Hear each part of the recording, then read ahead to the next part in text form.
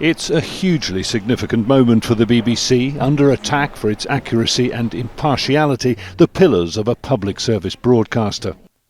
An internal memo leaked last week raised questions over its coverage that amounted, the memo said, to serious and systemic bias, the corporation falling short in areas like its gender rights coverage, the war in Gaza and US President Donald Trump. Heavy criticism, particularly from the political right, has led to the resignation of both its Director General and its Head of News. I stepped down over the weekend because the buck stops with me. But I'd like to make one thing very clear. BBC News is not institutionally biased.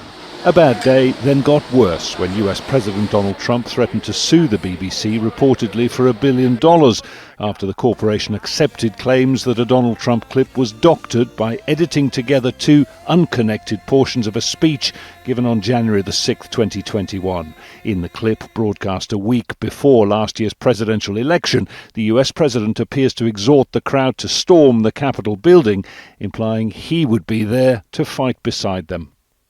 In a letter to Parliament, BBC Chairman Samir Shah wrote, "We accept that the way the speech was edited did give the impression of a direct call for violent action. The BBC would like to apologise for that error of judgment."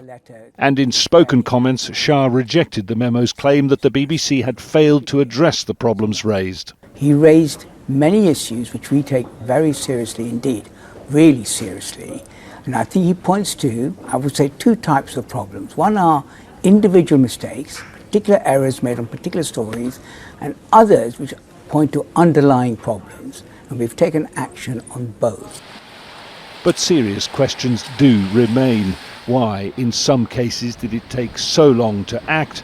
And whether, as some senior BBC journalists allege, there's a campaign by opponents of the BBC to change its structure, accountability and editorial positioning.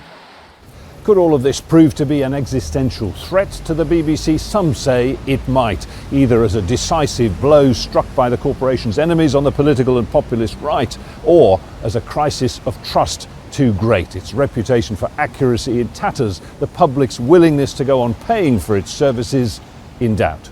Jonah Holt, Al Jazeera, London. Don't miss out. Get the full picture. Subscribe to Al Jazeera for reliable news, expert insight. Like, share, stay ahead.